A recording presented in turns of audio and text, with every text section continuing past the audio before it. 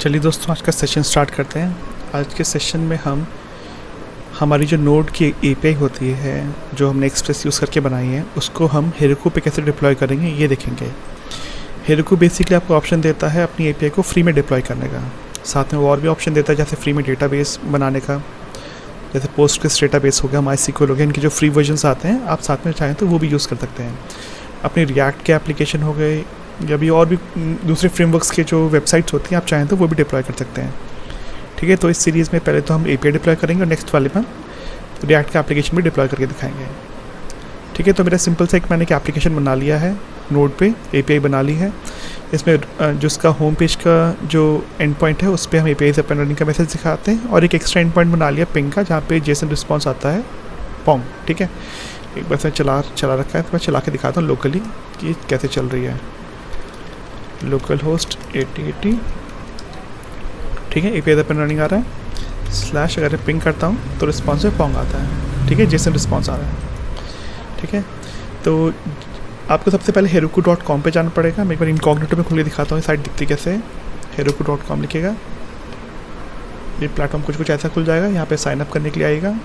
यहाँ पे आपके जो भी क्रेडेंशियल्स है उसके थ्रू आप लॉगिन कर सकते हैं। आप यहाँ पर क्रेडिट कार्ड वगैरह कुछ नहीं देना पड़ता, फ्री में।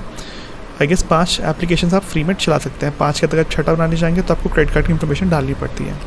ठीक है, यहाँ पे आप अपना अकाउंट बनाइए, लॉगिन करिए। उसके बाद आपका जो पहला स्क्रीन होगा वो ये वाला होगा। यहाँ पे मैंने ऑलरेडी एक ऐप बना रखी है NS Node API करके। आप चाहें तो नहीं बना सकते हैं। न्यू पे क्लिक करिएगा, क्रिएट न्यू ऐप पे क्लिक करिएगा, ऐप का नाम लिखिएगा। अगर आप नाम अवेलेबल होगा तो आपको मिल जाएगा, नहीं तो नहीं मिलेगा। NS Node API जैसे मैंने ये बना रखी थी, ये नहीं मिली क्योंकि मैं ऑलरेडी बना चुका हूँ। ठीक है, तो जो भी अवेलेबल नाम है उसके हिसाब से बना लीजिएगा। आपको यहाँ पे 2 रीजन मिलते हैं, US और यूरोप का। तो बेसिकली यही 2 रीजन है। ये 2 बना के क्रिएट ऐप पे क्लिक कर दीजिएगा, तो आपका स्क्रीन कुछ आपको ऐसा दिख जाएगा। ठीक है, बाद में एप्लीकेशन के अंदर आइएगा। तो यहाँ पे हम डिप्लॉयमेंट करेंगे कोड का 2 तरीक़ों से। एक तो हम यूज़ करेंगे गिटहब का, और एक हेरोकू की CLI आती है, आप उसको भी चाहें तो यूज़ कर सकते हैं। ठीक है, मैं आता हूँ डिप्लॉय वाले सेक्शन के अंदर। यहाँ पे मेरे पास 2 ऑप्शन दिख रहे हैं, इनफैक्ट 3 दिख रहे हैं, पर मैं आपको 2 यूज़ करके दिखाऊंगा। गिटहब वाले पे आइए। यहाँ पे जब आप क्लिक करेंगे तो आपका ऑप्शन आएगा गिटहब से कनेक्ट करने का, तो कनेक्ट कर लीजिएगा। जो बेसिक प्रोसीजर होता है, यूज़र नेम पासवर्ड डाल के जैसे भी करना है। उसके बाद आपके पास एक कनेक्ट टू गिटहब का सेक्शन अलग से नीचे आता है, जिसमें आपका यूज़र नेम आएगा और साथ में रेपो को सर्च करने का ऑप्शन आएगा। तो मैंने जो रेपो है उसका नाम है YT-Heroku। मैं सर्च करता हूँ, ये मुझे दिख गई है। मैं इस एप्लीकेशन के साथ हमारी गिटहब की जो रेपो है उसको कनेक्ट कर देता हूँ। ठीक है, ये कनेक्ट हो गई है। यहाँ पे हमें 2 ऑप्शंस दिख रहे हैं, एक है ऑटोमेटिक डिप्लॉयज का और एक है मैनुअल डिप्लॉयज का। जैसा कि नाम सजेस्ट कर ही रहा है, मैनुअल का मतलब होता है आप मैनुअली डिप्लॉय करते हैं। यहाँ पे आप ब्रांच भी सिलेक्ट सकते हैं, ब्रांच सेलेक्ट कर सकते हैं किस ब्रांच में आपको डिप्लॉयमेंट करना है। अभी बाय डिफ़ॉल्ट मास्टर ब्रांच है तो मास्टर डिप्लॉय होगी। और ऑटोमेटिक का मतलब होता है जैसे ही आप अपने कोड को गिट में कमिट करेंगे तो यहाँ से डिप्लॉयमेंट ऑटोमेटिकली ट्रिगर हो जाएगा। ठीक है, तो आप इनेबल भी इसको भी इनेबल कर सकते हैं, चाहे तो मैनुअल कर सकते हैं। अभी के लिए मैं मैनुअल करके दिखाता हूँ। डिप्लॉय ब्रांच पे क्लिक करता हूँ मैं। यहाँ पे डिप्लॉयमेंट स्टार्ट हो जाता है। ये पैकेज जैसे में जो डिपेंडेंसीज होती है उसको इंस्टॉल करता है, और नॉर्मल जो कमांड्स होती हैं उसको ट्रिगर कर देगा डिप्लॉयमेंट के लिए। ठीक है, यहाँ पे एक ज़रूरी चीज़ होती है, वो मैं बताता हूँ, वो मिस होगी मुझसे, वो आपको एपीआई के अंदर करनी पड़ेगी। ये हमारा कोड यहाँ पे डिप्लॉय हो गया है। मैं व्यू पे क्लिक करता हूँ तो हाँ, ये कभी कभार इशू आता है जब आप एपीआई को ओपन करेंगे तो नहीं दिखाता है कि कुछ चल नहीं रहा है, पर 1-2 बार रिफ्रेश करेंगे तो ये चल पड़ेगा। ठीक है, तब तक मैं आपको एक इंपॉर्टेंट चीज़ दिखाता हूँ जो आपको अपने एपीआई के अंदर करनी पड़ेगी, तभी आपकी हेरोकू की ऐप चलेगी, अदरवाइज़ नहीं चलने वाली है। वो चीज़ है कि जब पोर्ट का नाम मेंशन करते हैं एक्सप्रेस की ऐप के अंदर, तो हम नॉर्मली पोर्ट का नंबर डाल देते हैं, जैसे 8080 में डाला हुआ है। पर अगर आपको ये एपीआई हेरोकू पे डिप्लॉय करनी है, फिर किसी भी ऐसे प्लेटफॉर्म पे डिप्लॉय करनी है ना, तो उसके लिए आपको ये एनवायरनमेंट वेरिएबल लेना पड़ेगा process.env.port करके। तो ये होता क्या है, ये जो पोर्ट है ये हेरोकू रन टाइम पर डिसाइड करता है कि किस पोर्ट पर चलाना है। अब खुद इमेजिन करिए 10 लोग हैं, 10 लोगों ने अगर 8080 पोर्ट दे रखा है तो जाहिर सी बात एक पोर्ट पे नहीं चलेगा। तो ये काम हेरोकू के हाथ में रहता है, तो अपने हिसाब से कोई भी पोर्ट नंबर एलोकेट कर देता है और उस पोर्ट पे फिर आपकी एपीआई चलती है। तो ये सबसे क्रूशियल चीज़ है डिप्लॉयमेंट के टाइम पे, ठीक है। मैं वापस से रिफ्रेश कर देता हूँ, चला या नहीं चला। हाँ देखिए चल गया। मैं यही आपसे बोला था कभी चलता है कभी नहीं चलता। जो अपने दूसरा एंड पॉइंट बनाया था पिंग वाला, वो भी ट्राई कर लेते हैं। नेट टाइप पे खोलता हूँ, पता ही नहीं पड़ा चला नहीं चला, ठीक है। तो हमारे पास ये पिंग का पॉन्ग रिस्पॉन्स आ रहा है।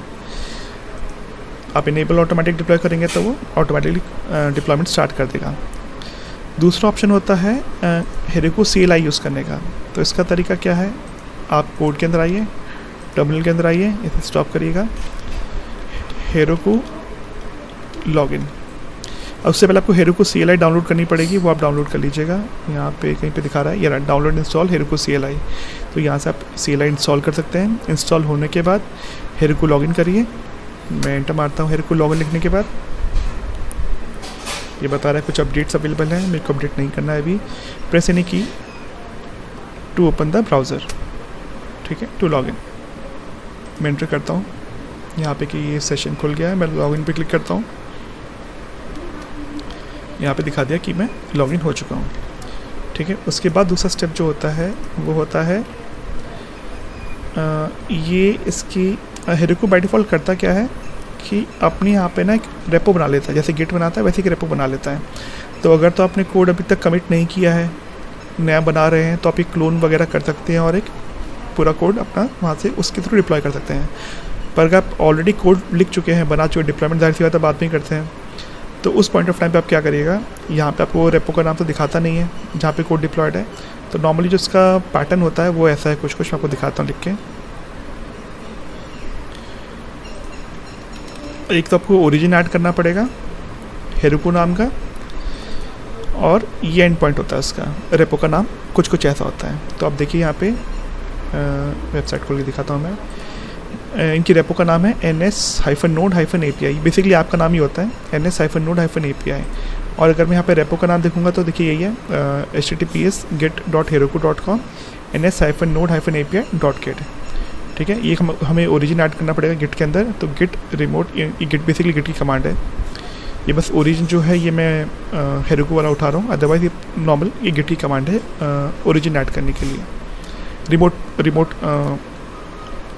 ऐड करने के लिए।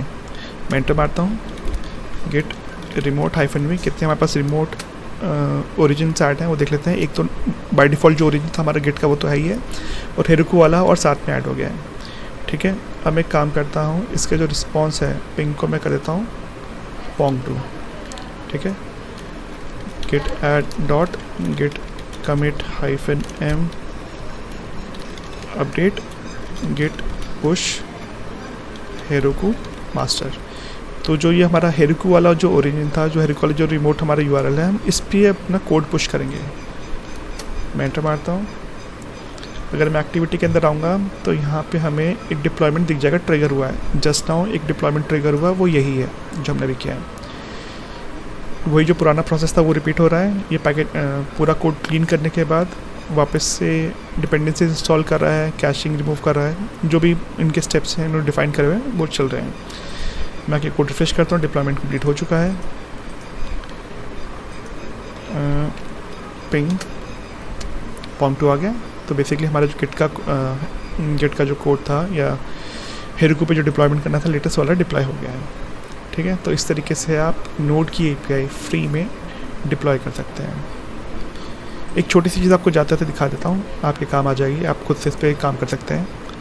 आप रिसोर्सेज के अंदर आइए। अगर आपको कोई डेटाबेस यूज़ करना है टेस्टिंग के लिए, जैसे पोस्ट ग्रेस सर्च करता हूँ, पोस्ट ग्रेस, ये रहा हेरोकू पोस्ट ग्रेस, ठीक है। मुझे फ्री वाला वर्जन चाहिए। फ्री वाले वर्जन में क्या क्या मिलता है वो देखते हैं, आगे शायद से मिल जाएगा, ठीक है। ये हेरोकू पोस्ट ग्रेस मिल गया।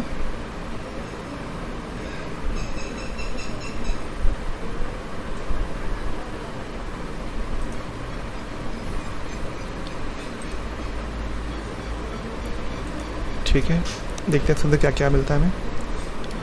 खैर यहाँ तो इतना कुछ पता नहीं पड़ रहा है। नंबर ऑफ़ कनेक्शंस कितने इस्टेब्लिश कर सकते हैं। हाँ, 10,000 रोज़ तक डेटा जा सकता है, ठीक है। 8.5 MB का डेटा साइज़ है, शायद से रिस्ट्रिक्शन है, ये करंट है मुझे पता नहीं, पर हाँ बेसिकली आपका डेटाबेस चल गया है। क्रेडेंशियल्स आपको यहाँ से मिल जाएंगे, आप यहाँ से इसको व्यू करके चला सकते हैं। ठीक है, तो चलो इस पर हम कभी दूसरा वीडियो बनाएंगे, पर आज के लिए इतना काफ़ी है। ठीक है, चलिए चलते हैं।